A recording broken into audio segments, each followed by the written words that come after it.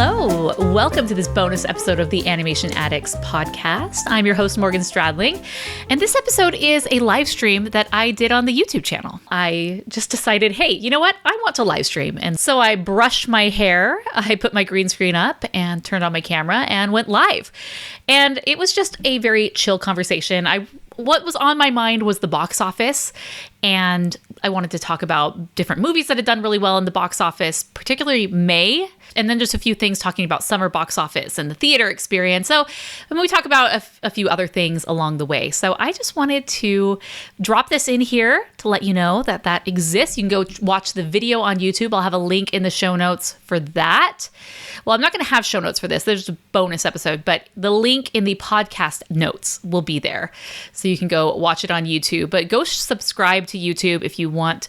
I'm going to be trying to go once a week, and I'm really trying to get out of my head about live streaming and who cares and just do it. So that is the plan. Anyways, thanks for joining. So without further ado, here is my live stream talking about the box office. Hello. We are live. So hello, I am Morgan Stradling with the Rotoscopers from the Animation Addicts podcast. And I just have a lot on my mind, and I'm going to be recording an episode later. And so I thought, you know what, let's get all the wiggles out. Let's go live. And so I decided to talk about a few things with you guys. So I didn't announce this. I'm sure no one's joining, but if you are, let me know in the chat.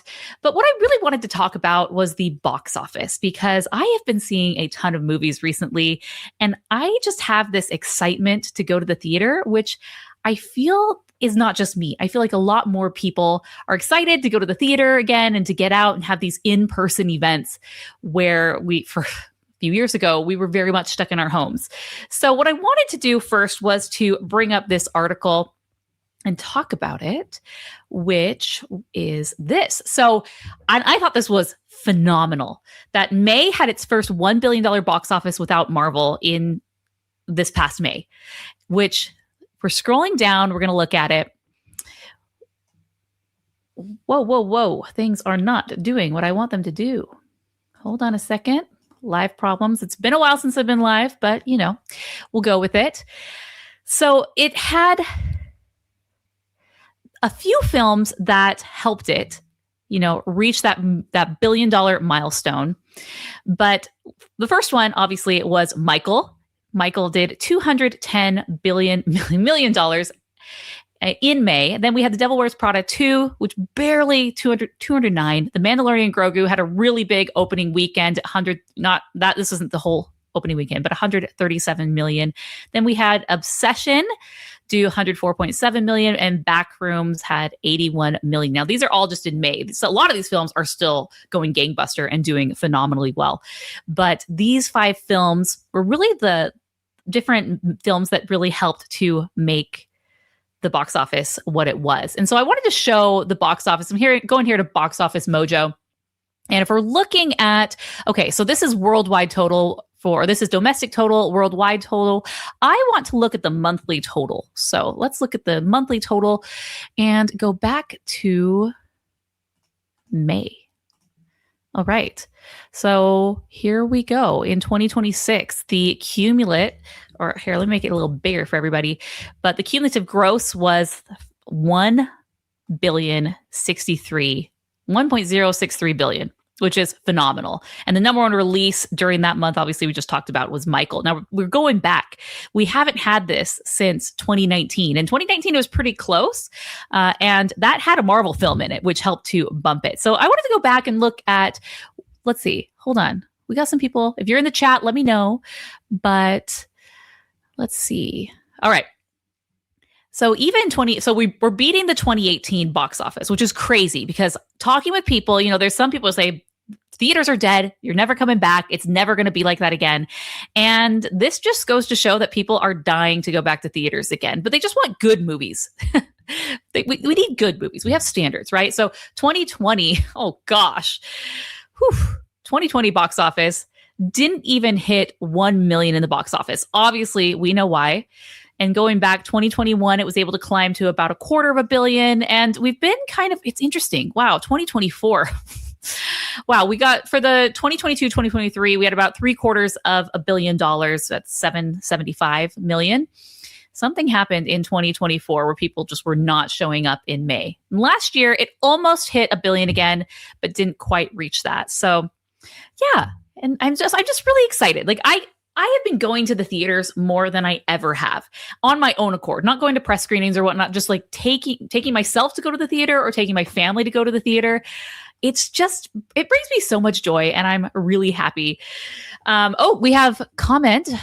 Thank you, Jeremiah. Hey, Morgan, I love the Digital Circus. Very cool. Opened at #1 and stayed in the top 5 despite some big contenders. This is a big moment for independent animation.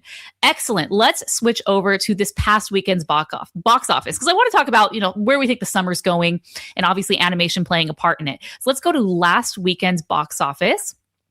And this was phenomenal. The Amazing Digital Circus, The Last Act. Now, I haven't seen this. This is what I've heard. And correct me, chat, if I'm wrong. It started on YouTube, and someone mentioned that it's on Netflix. But this is basically the series finale. It's like 2 episodes they put together and packaged into a movie. And it did #5. So it did $12.363 million. But if you click on it, what I think is phenomenal about this one is Thursday, it was the #1 movie for the whole weekend, and it did $7.8 million. There are fandoms, and they will show up. People are excited. I was talking to someone. I went to an event on Saturday, just like a little family thing, friends, and she mentioned, I don't know how it came up, because this is not the type of person who would be into this sort of movie at all. She's like, yeah, I think there's this movie coming out. And I was like, oh yeah, Digital Circus. She's like, yeah, because there were a bunch of kids in my neighborhood that were dressed up. And I'm like, why are they dressed up? This isn't Halloween. And apparently people are going all out, and they're dressing up kind of in circus attire, which is pretty cool, pretty fun. So the Digital Circus, the Amazing Digital Circus, The Last Act, it took #1 spot on Thursday. Obviously, all the fans were showing up. They were there. And then it consistently was #5, doing 4 million, 4.7 million, and 3.3 on the Sunday.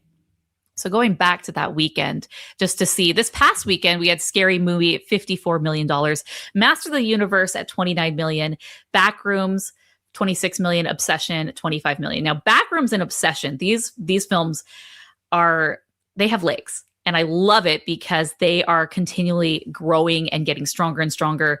One of them is Backrooms is an independent film, which A24 bought it. And it's just doing crazy if you see where its total gross is right now. And these numbers are domestic gross. It's done 135 million in those 2 weeks. So yeah, and an interesting one is Star Wars: The Mandalorian Grogu has not done very well.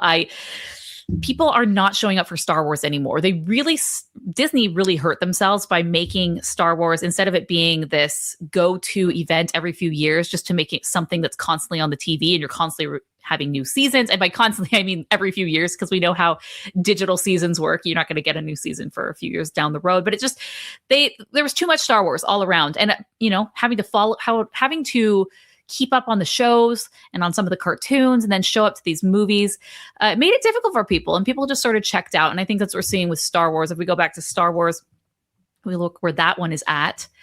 We have, it did fine for, #1 for basically the first week, and then it hasn't been able to climb back up. It couldn't even hold it through the Wednesday of its first week released. Sorry, I need to make this bigger for everybody. 33 million on that first day. But yeah, and now it's really, really going down where, this is a Tuesday number, but we'll see how this weekend does. But last weekend we were able to see it was doing 2, 4, 3 million. Not good for Star Wars. And I haven't seen it yet. And I've just heard it's kind of a kiddie movie. Like, you could take your family to this and it's fine. It just kind of feels like an extended episode. It's fun. If you like The Mandalorian, you'll like it. Grogu obviously came back after they couldn't keep him away. So they brought him back, even though he was supposed to go with Luke off into the sunsets. But yeah, okay. So let's go back. So we were talking about last weekend, Masters of the Universe. So Chelsea and I are going to be recording an episode, and I have seen Michael 3 times in theaters, which is just so out of character for me. I will see movies in theaters, but it's very rare that I'll see a movie again in theaters. And I've seen this 3 times and I want to see it again. I want them to release a sing-along version, because I just think that would be phenomenal. It kind of is. You've seen some clips online and people are singing, they're dancing, they're standing up. What I love about Michael, and I'll save this for my review with Chelsea when I do that, but it's a musical film, and it's a concert film, and it's a biopic, but it really grows in the last section of the movie, where you're just getting all these really big musical numbers back to back to back, and it's not short ones. They don't just like play a little part of it and then fade out or whatnot. Like, you're getting the full song, and it ends just on this really, really high note. I don't want to spoil it for anyone who hasn't seen it, but there's going to be another movie, but it's so good. You leave Michael and you're just on a high, and you want to go listen to music. I have gone down many a Michael Jackson rabbit hole. I feel like I went from being just like a Michael Jackson fan, like, yeah, I like Michael Jackson music and I know various things about him, and, bought CDs, whatnot, to like level, not, I wouldn't say S tier Michael Jackson fan, but definitely, I would say A tier, B tier, at least on my general knowledge that I've been able to have over the past few months, learning all about Michael and listening to his music and watching every single clip that I possibly can. So this movie, this is an updated, but I think as of yesterday or day or two ago, it finally crossed the 900 million mark. And this is expected. It did, just yesterday, it passed, what is the other one? The Queen movie, Bohemian Rhapsody. It just passed Bohemian Rhapsody as the highest grossing biopic. So Bohemian Rhapsody had $903 million. And just the other day, Michael crossed 904. And this movie hasn't even opened in Japan yet. And Japan loved Michael Jackson. And they have been slow rolling the marketing for this in Japan. And I've been watching it over the past few weeks. And they had the Japanese premiere last weekend. But they are excited. And it's expected, I think, to maybe do, I know I need to look up the numbers, but 10 to 20, that's like a big broad range during its opening weekend at Japan. But Japan is expected to continue to carry this film over the finish line. It just went on digital this past week, which I think was a bit short-sighted. So many people are seeing this movie and then going back and seeing this movie again and again. And I think they could have held out the digital release until summer was over. When you have something, and that's what Bohemian Rhapsody did. I mean, that was a while ago, but when you have something so good and there's so much momentum, I mean, this is nearly 2 months since the release, and it's still, even in my small theater that only usually plays a handful of movies, Michael is still one of those. And it doesn't have just one. It has about 3 showings a day. So I'm a big fan of the Michael movie. If you haven't seen it, go see it before it gets out of theaters. They brought it back from IMAX. They brought it back into IMAX, which I loved. I didn't get to see it in IMAX, but I was telling everyone, if you have the chance to see this movie, see it in the largest screen possible, and then also with the best sound system possible, right? So, okay, I just wanted to kind of show the Michael, was released April 24th, was really great. It owned for the first week, number one, did nearly 40 million, 32, 25. So just this fantastic. And this was a film that no one wanted to touch. These are all things that I'll talk about in my review, but no one wanted to touch this movie for various reasons. And Lionsgate ultimately took it. And now this is the largest Lionsgate release, beating any of their Hunger Games, any of their Twilight films. This is it. So no pun intended. So I'm just rooting for this movie. Jafar Jackson, he never acted before. This is his title role, not title role, but his first role. I would just love to see this one do $1 billion, just because that just shows a lot of hope for the box office and what we're going to see. Now, if you have comments, we have a comment. If you have comments, let me know. I'm going to show them and we're going to talk about it. So let's see. Jeremiah says, I didn't dress up, unfortunately, but I did wear my Digital Circus shirt to the theater. Others dressed up, and I saw 2 Pomni, I'm saying this wrong, I know I am, Pomni dolls. As you said, it's a very fandom-driven property. Okay, I'd love to have you send a voicemail about this. We can talk about this in the episode. Yeah, and that's what I love. I think, there still is there's space for physical releases. And again, I just had a conversation with someone just today, and we were going back and forth. They were convinced that theaters are going the way of the dinosaur. And I'm like, I just don't believe that. I simply don't believe that based on what I'm seeing happening. Fandoms coming out, showing up for their favorite movies. I've been on X, kind of have fallen into the Michael Jackson rabbit hole, where it thinks I'm like this super fan.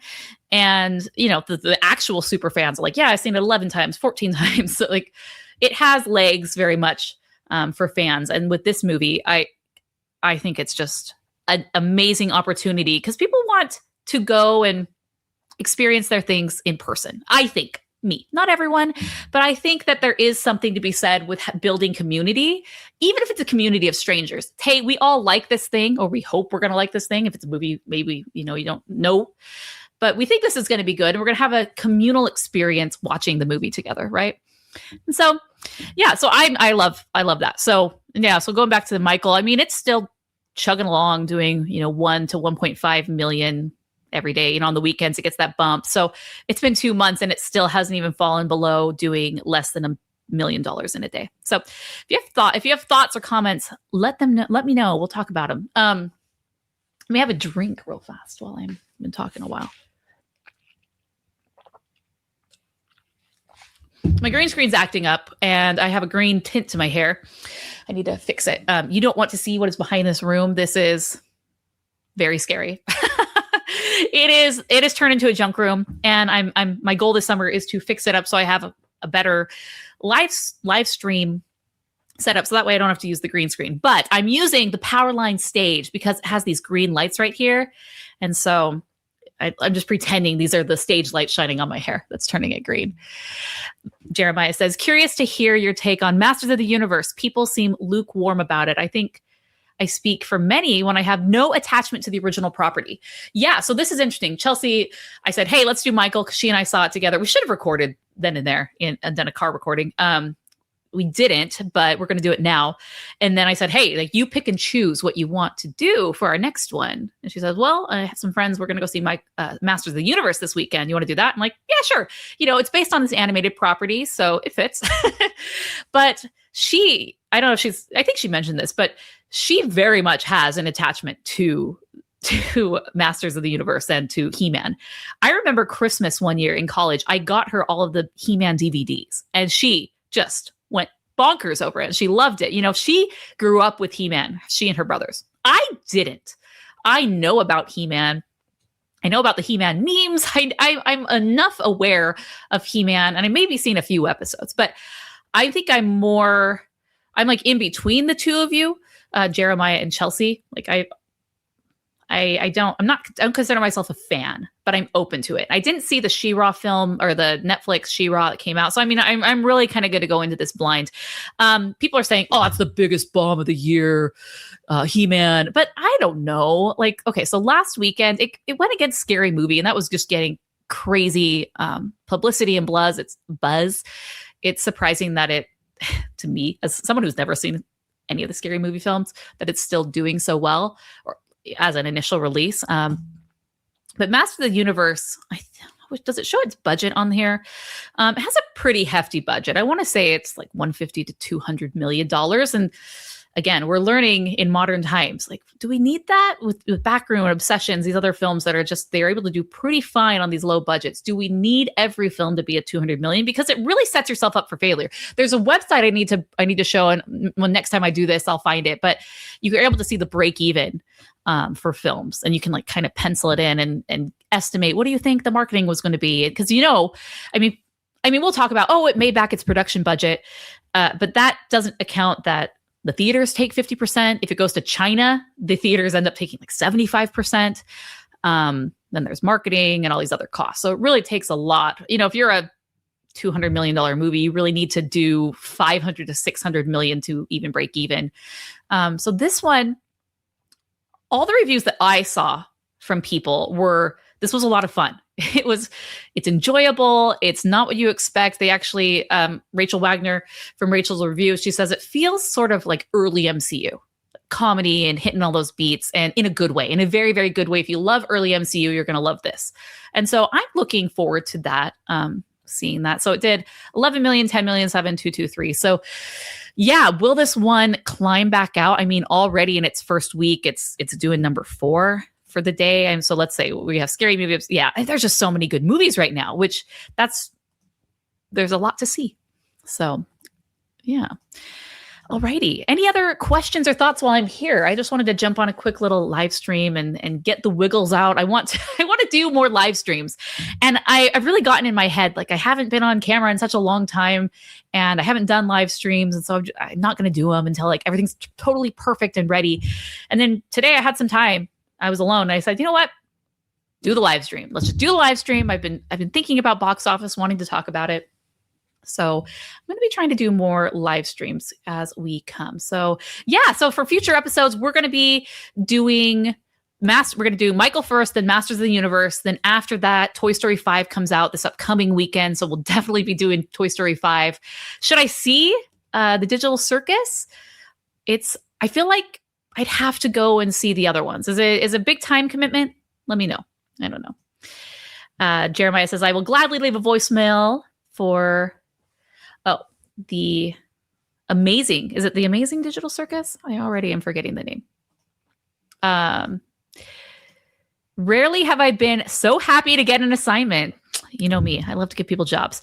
I agree about theaters building community, and I do love theaters. I had someone, they were like, it's a scary world out there. You know, people just want to stay safe in their homes. I'm like, what? Like, I get it. There are some places that aren't necessarily the safest, but I was like, I don't believe that. I definitely disagree with that comment. So I feel so happy at my theater. I talked about how I had done the Lord of the Rings, which I'm shocked they're not going to be bringing that back. But Fathom Events did the Lord of the Rings extended editions. And you went Fridays to see the Fellowship of the Ring, Saturday to see the Two Towers, and Sunday to see the finale with the Return of the King. And I loved it. You know, I went with my mom. We had a great time. And even though I didn't go with a good big group, I knew that the group that I was with, they got it. Like, you don't just show up for these things 3 days in a row unless we're all vibing on Lord of the Rings. And we all loved it. We've all owned these movies and watched them a million times before. It was just such a fun time. And I do think that theaters are trying to make things more accessible. I think accessible meaning they're trying to make it enticing for people to come to the theaters again. I think the big thing over the past 10 years was the transition from people moving to the reclining seats. And I don't know necessarily if that really did it for people. I think initially it did. And people like, ooh, you know, luxury. But at some theaters I go to, the luxury vinyl is starting to wear off and get a bit thin. You know, that's a heavy replacement. Before you would just reupholster a chair. Now you have to reupholster this lounger recliner thing.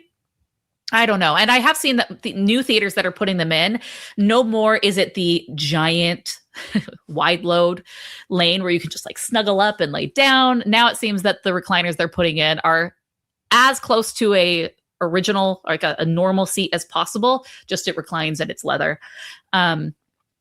I will say, should I mention this? I don't know. I have a friend who their dad does pest control, and there was a theater here in town that definitely had a bed bug problem. But this was back when bed bugs became a thing. Was this like early 2010s, 2015? But it had a bed bug problem. That's because the headrests are, I don't even want to talk about it, but you know, it's fabric. But I have not heard that being a thing. I think that got eradicated, but I guess maybe that's why they're moving to the leather. I don't know. So yeah. But now I see that more theaters, they're doing bars in the theater. I think Alamo Drafthouse really kind of pushed that, where people wanted to, you know, make more of it. It's not just movie and popcorn. They wanted movie and a drink and some popcorn. And then they even more, you have the theaters where you can have food. I go to a variety of theaters that are just kind of bare bones, theaters that are the full thing. We're going to serve you a meal. We're going to, you know, wine and dine you while you're there. And then others just in between. And my one theater in between, it's a theater chain here in Arizona and Utah. It's called Fat Cats. They have the reclining seats. That was about it. But this past few months, they've introduced where they're going to deliver food to you. So you have to order ahead of time on the app and then they'll deliver it to you. So the theaters are accommodating. They're really trying to make this so people will want to come. They'll want to stay. Again, another thing with this is the $5 Tuesdays that a lot of theaters do. I love $5 Tuesdays. And everyone I talk to, they're like, I go to the movies because of $5 Tuesdays. So if $5 Tuesdays can get people back in the habit of seeing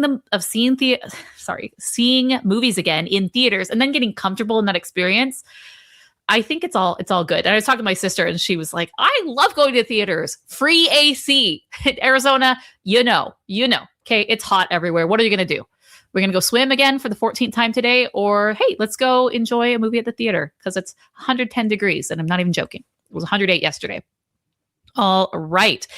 Let's see. We have Dreamwalking. You should indeed see The Amazing Digital Circus. Okay, I'm going to say this 5 times. The Amazing Digital Circus. Okay, one time I got it.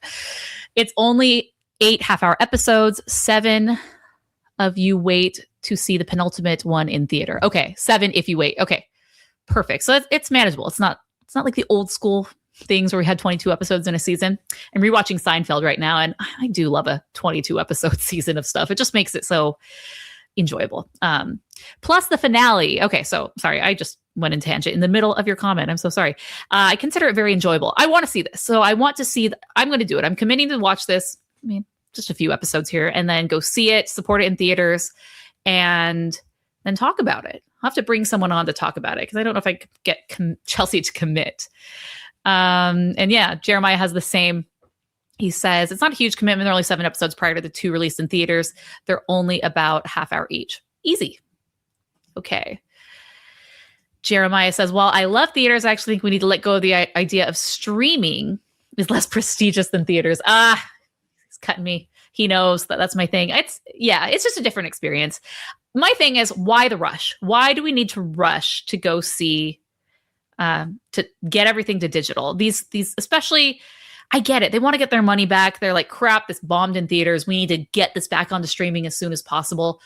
But I missed the 90-day window. I think if we could go back to the 90-day window before the digital, it'd make me happy. But I'm not in charge. Did you see the Gatto teaser? This is Nicholas Schulman, 7222. I did see the Gatto. I was a little underwhelmed. I commented on X. I said, this is the best clip they had to show. I don't know. It just feels, I saw it and I said, okay, that's something, but it doesn't make me so excited. Like, yes, Pixar's back. We need to see this again. What were your thoughts? Let me know. Jeremiah says, I was thinking about it and I came up with this analogy. People seem to think theaters are more prestigious because you have to go out of your way to see the film. You have to prioritize it enough to go see it. But I don't think books are lesser because we can read them literally anywhere we want. You don't need to go out of your way to read a book. You can read it in the comfort of your home. Yeah, true. I just think I like the idea that we need to be more not in public, but just get out of our homes a little bit more than we have. I think we've gotten really comfortable just living in our own little bubbles and not interacting with people and just not even seeing other humans if we desire. So, yeah. But yeah, it's not necessarily not less prestigious. It's just a different medium, as Brad Bird likes to talk about with animation. Animation is not a genre. It's just a different medium. So you watch it at home, you watch it at the theater. I'm excited I don't usually buy a lot of Blu-rays nowadays, but I will be buying the Blu-ray for Michael. And I am buying it for Super Mario Galaxy. And the reason I buy the Blu-ray is because you get the free digital copy. And that's always handy to have. Yeah. So, okay. Any other thoughts? Yeah, Gatto. How are we saying it? Gatto. When is the release date for that? Let me look this up real quick. Gatto release date. March 5th. Okay. So it's in the Hoppers slot, the May time slot. Or March. Yeah, I don't know. I did speaking of it, I did like the art style. It feels different for once for Pixar. We're getting something new, something different. And I want to just see more. Not that the teaser made me want to see more. The teaser didn't do that, but I want to see more because I think there's something cool there. And this teaser trailer just really didn't do that for me. All right. So if there's no more thoughts, I'm going to end it. Make sure to send us your voicemails. We're going to be talking about Michael. If you have any thoughts on Michael, send those. We will be recording tomorrow, I believe. So rotoscopers.com/voicemails or 406-646-6575. I need to have a little banner where I can have this. And then we will be doing Masters of the Universe as well. And Toy Story 5. So whenever you see those, if you have thoughts on those, send in voicemails. We'll include them in the show. Send them sooner rather than later. And yeah. And then if you have thoughts on the box office, how the summer is going to go, just theaters in general, include those. I can do a little episode following up, maybe in a few months. Ooh, Jeremiah says, I am hyped for Ray Gunn. Brad Bird's repertoire, as strange as it to say this, is hit and miss. But I love the concept of the film. And obviously, as long ago as The Incredibles came out, we are forever indebted to him for that film. Exactly. I went to Disneyland about 2 weeks ago and went on the Incredicoaster, which obviously is just a reskin, but just being in the world of The Incredibles and those characters, it was just so fun. I was like, Brad Bird, love you. You're a great guy. Yeah, Ray Gunn, when we did our preview for 2026 animated films, we didn't have a date yet. And we said, I knew that test screenings had happened and audience screenings had happened. So I'm like, I'm just going to place a bet that sometime this will be released. And I think and I'm excited to see this one happen. It's just, Brad Bird is great. He's Iron Giant, one of my favorite films, Ratatouille, The Incredibles. What more is there to love, right? So, and this is like his hobby horse. This is one that he's really wanted to do for a long time. So I'm wishing great things for Ray Gunn. So, okay, send us all your voicemails. And if you like this, let me know in the comments once this goes live in the YouTube video. I want to try to do this once a week. So if we maybe have like a topic that we can talk about, or we can just talk box office, we can just do questions. I just want to get back in the habit of streaming and doing that. So thanks for being with me as I got all my wiggles out. And Jeremiah says, bye, Morgan. Thanks for doing this. It was fun. I hope you start streaming more. Cheers. Me too. So with that, see you later. Bye.